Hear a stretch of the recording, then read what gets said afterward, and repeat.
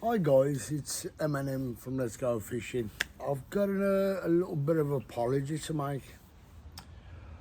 I did mention that on my last YouTube about going and bought 3 rods for doing some carp fishing with a bait runner. Well, I've got a confession to make.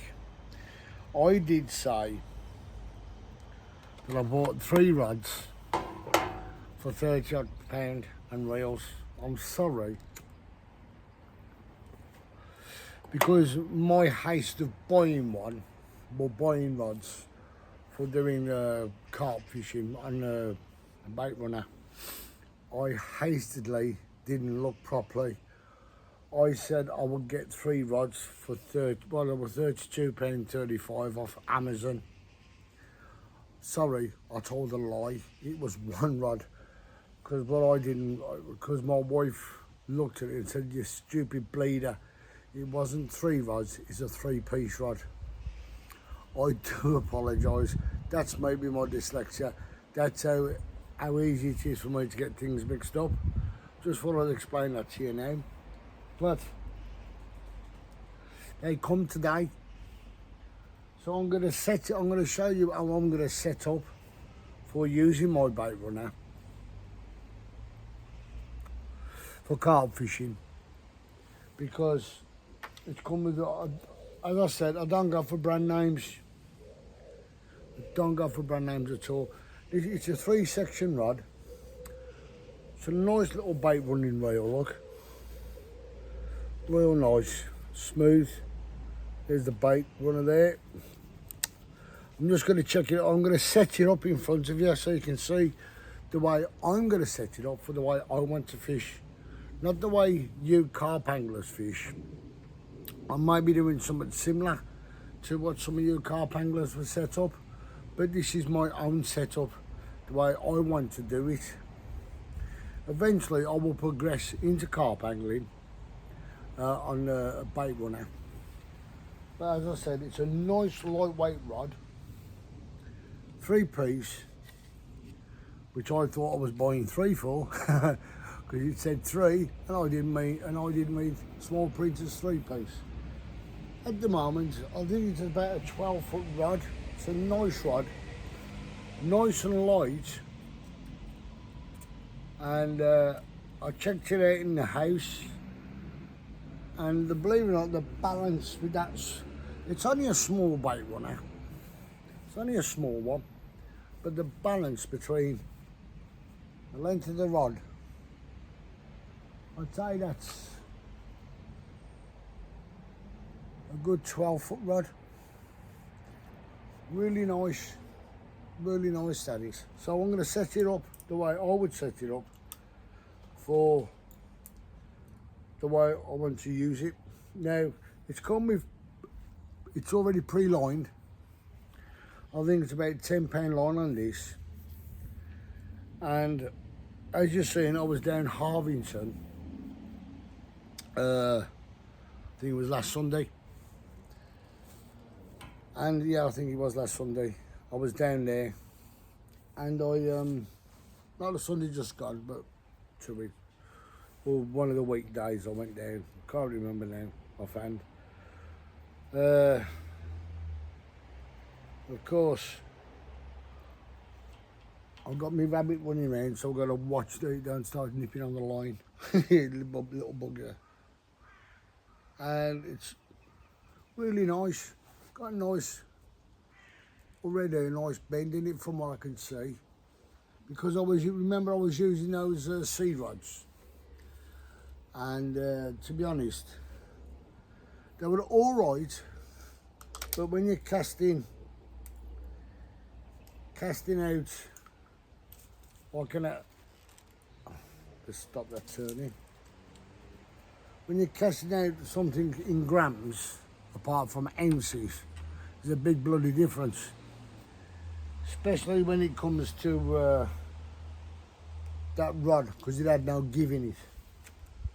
When I mean give, because when you're sea fishing, it's completely different. It's like ledgering on steroids. Yeah, you think about it, it is absolutely unreal because you are throwing out a 6 ounce lead, which what is 6 ounces. When you cast it out, that lead is leaving the tip of your rod at nearly 150 mile an hour because you put some power behind it.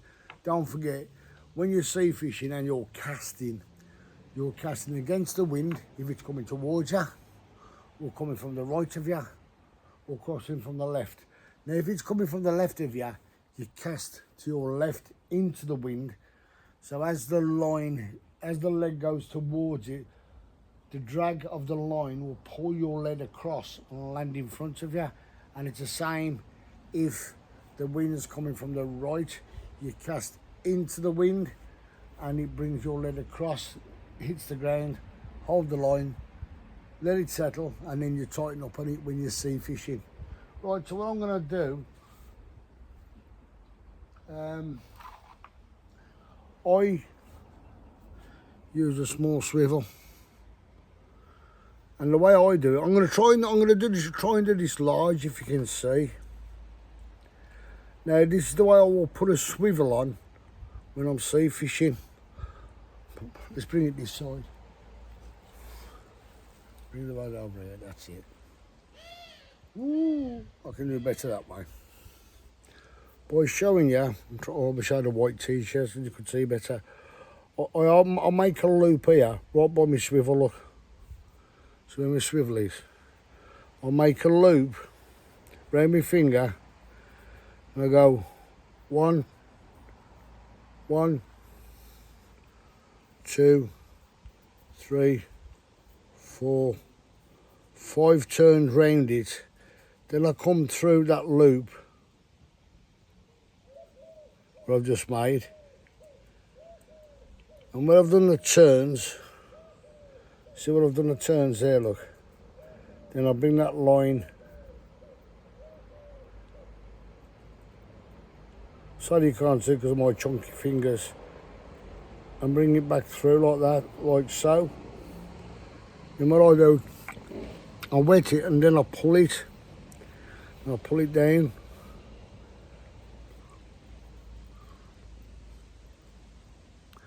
And it tightens up on itself, just there. That's a real good knot, that is. Now, the reason why I do that, because when it's under tension, that, believe it or not, I wet it to stop it burning, as they call burning the line. That's it, I've knocked it over. Stop it burning the line, as they call it. Where's it stick it over there?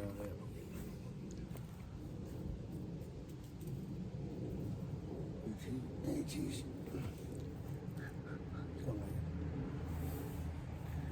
Now what I'll do, see how that fits in there. Now to me that will get stuck in there. If you get a decent, when you cast out, it's constantly casting, that gets stuck. So what I do, this is my method, and this is my idealistic thinking. It's going to rain in a minute, I can tell.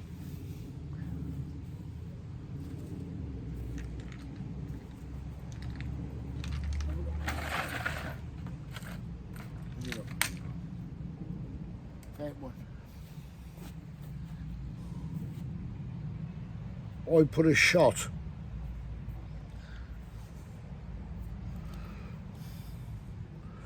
ooh,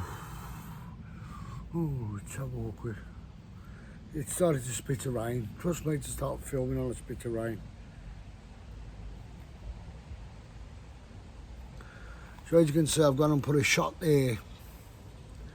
So when I cast out, that is not getting stuck up that little hole up there. So of course, I would put a bead, but I can't find one.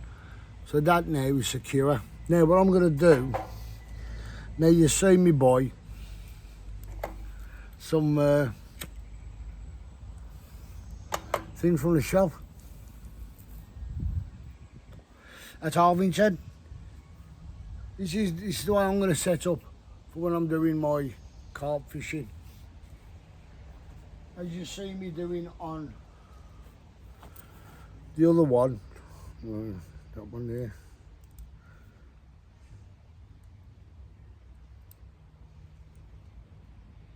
Here we go. Nicely done. Now that roughly works out at 14 inches long. So I'm going to loop it. Put it through that loop on there. If I can. I have got the right glasses on today. I'll pull my loop through and now I'm going to feed that through there.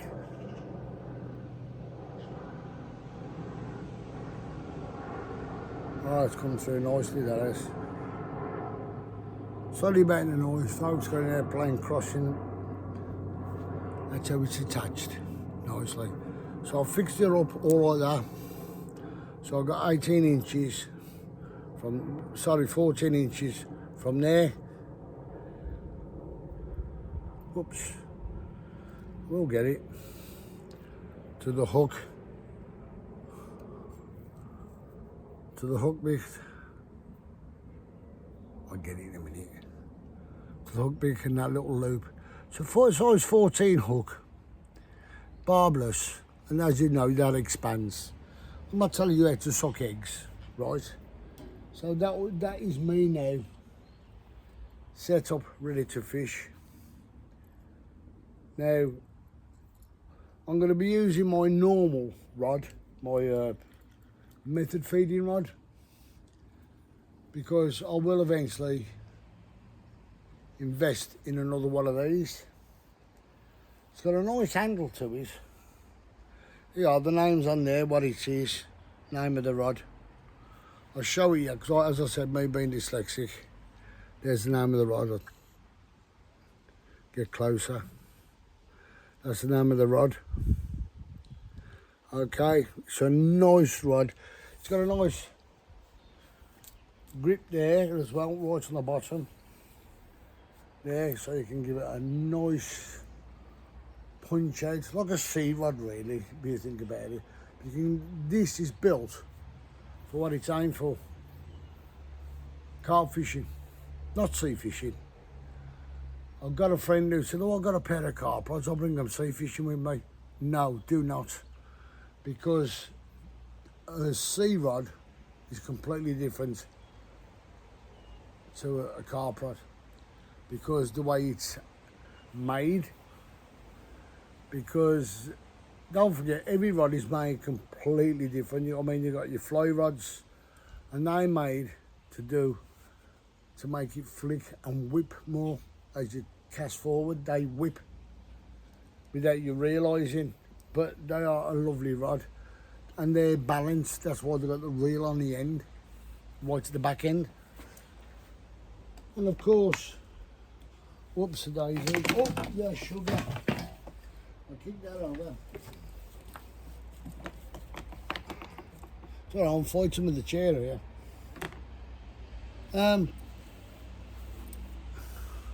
As I said, I don't claim to be an expert. I am not an expert in any way or form. The only thing I'm an expert is in martial arts, not this. Okay, that's why I got all black belts.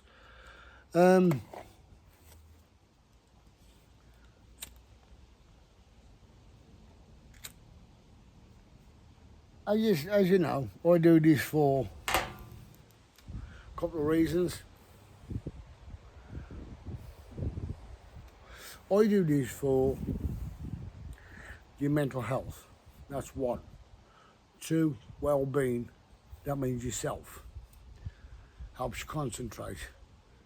Three, trying to get families and young fathers and sons and daughters to learn how to fish or go fishing with each other.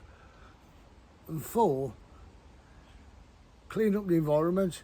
Now, when I mean clean up the environment, I don't just mean air pollution and that at the moment. Oh, because I drive a car. It pumps out gas and that into the atmosphere. I understand I'm a pollutionist in that respect, Don't get me wrong, I don't drive a green car. I can't afford that type of money. If everybody could have a green car, you know, run on electric, the government should say, yeah, give us a car, give us your old car, and we'll fund you to get a green car. Marvellous. Then there'd be no emissions going in the air, would there? Right? Think about it, guys. We can't afford things like that. They're not the average person. And you think about it, excuse me. So when I mean cleaning up the environment, like in my garden at the moment, it's a mess because that's my mess and it's in my garden. But I do not take any of my stuff out of my garden and dump anywhere. I put it in the proper place. Oh, bully for you, but that's the way it should be, guys. Again, as I said, clean up the environment, it's a simple thing. Anybody who listens to this, campers, walkers, fishermen or whatever, if you see a can or a bit of plastic round by your swim, just pick, oh, okay, somebody else has left it. But you have to look at it and go, oh, I'll leave that there. Pick it up, put it in a plastic bag. So because some other arsehole has dumped it, don't look at you, think of yourself and say, would I leave that there? No, you wouldn't, would you? You take it with you. So the decent thing to do is just pick it up. It's up to you. I'm not telling you got to. I'm not saying, I'm not preaching to you, you've got to do it. That's up to you. Think of your own conscience. Would I do that? Would I leave that there? No, I wouldn't. So if it's by you, pick it up. Now you see me the other day, I lost my rag, I swore. On one of my, I don't like swearing. I'll slip out now and again, but it really bugs me when people, now believe it or not, after I drop that lid into my tin, what I had, to put my cigarette butts in so I don't leave them on the ground, where I found that lid from that sweet corn, the bloody sweet corn tin was in the reeds. Why do that? Why dump it in the reeds? Discard it in the reeds? You're not hiding it, you're just making mess. And as I said, there's wildlife about. Now, I'm in a lovely back garden. I can't hear no birds or nothing, not like I used to. 10 years ago, this place used to be buzzing with birds. You could hear them chirping, this, that and the other, you hear the crow. But mind you, they're all bloody probably mating or just to keep out the heat at the moment. But when you go somewhere like a river or a lake, consider the wildlife. And again, if you get a clump yourself, or if it's yourself, and you got a load of line.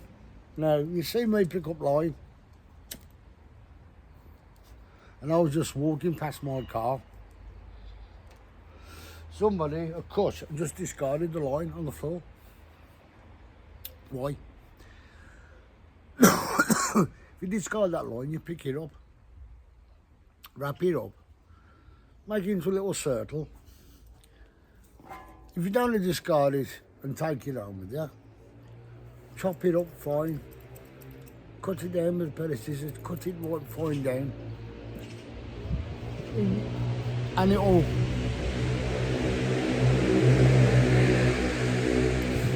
won't hurt any of the animals then. The thing that the line is good for then, if it's not all in one big long line, if you cut it down into tiny little pieces, it's good for little birds' nests. That's the only thing line's good for, apart from fishing as well, don't get me wrong. Now I've got a big burn bin over there, so you're going to see me throw this in my burn bin. I'm not throwing it just in the garden.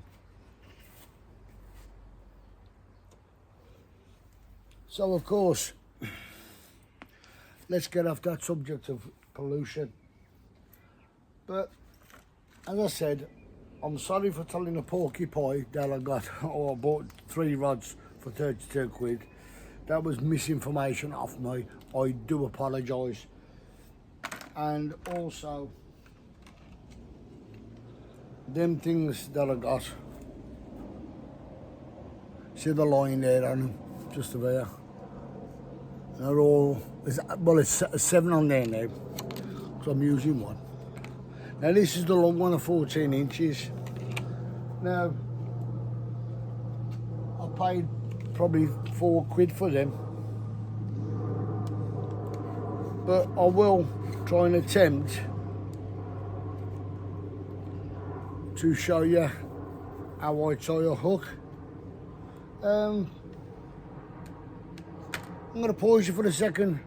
I will tell you how to show a hook, but I'm going to use some C-hooks and C-line so you can see what I mean. There's 2 ways I will tie a hook when I'm making a rig up. Okay, just bear with me a second, guys.